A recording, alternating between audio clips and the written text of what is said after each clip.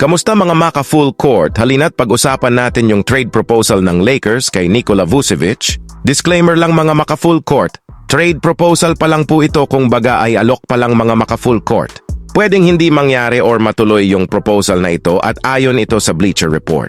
Ang pagdaragdag ng sentro ng Chicago Bulls na si Nikola Vucevic ay maaaring matugunan ng issue ng rebounding ng Los Angeles Lakers at kakulangan ng outside shooting. Ang 40.6 rebounding average ng Lakers ay nasa bottom 4 ng liga sa pagpasok ng Nobyembre 13 na laro. Ang kanilang 11, 6 3-pointers na ginawa sa bawat laro ay nasa ika-25 na pwesto sa kabila ng deklarasyon ni rookie coach JJ Redick bago ang season na mag-shoot sila ng higit pang 3S ngayong season. Iminungkahi ni Dan Faval ng Bleacher Report ang isang trade na makakatulong sa Lakers na makuha ang stretch big man para ipares kay Anthony Davis sa kanilang frontcourt.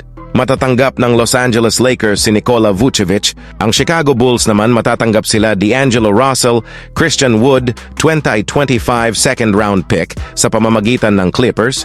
Maaaring gamitin siya ng Los Angeles sa tabi at independyente ni Anthony Davis. Magkakaroon ng defensive trade-off sa tuwing siya ay nasa court.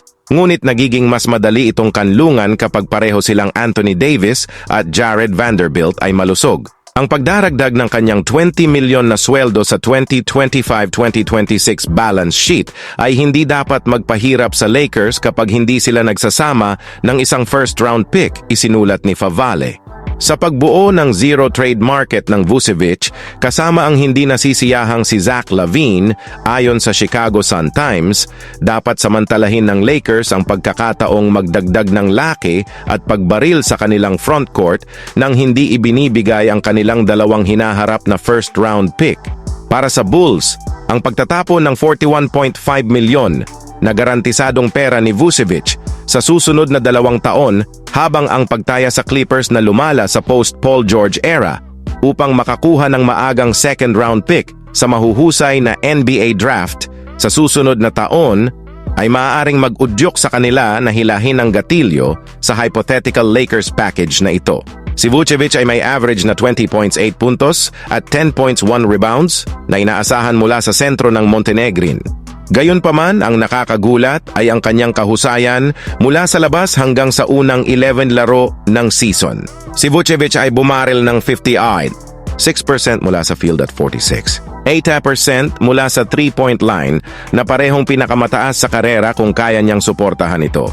Malinaw, ang kanyang pagsasanay sa off-season na nakatuon sa kanyang 3-point shot mechanics ay nagbubunga. Marami akong pinaghirapan sa tag-araw. Sinusubukan kong makita kung may bagay ba sa aking mekanika na hindi ko nagawang mabuti o kung ano ang nangyayari mula sa pananaw na yon, sinabi ni Vucevic sa tagaloob ng NBA ng Substack na si Mark Stein.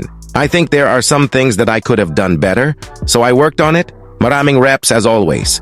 I'm sure at some point last year nag-overthink din ako ng shots, and so shots that I would normally make kapag masyado kang nag-iisip, nawawala ka na rin.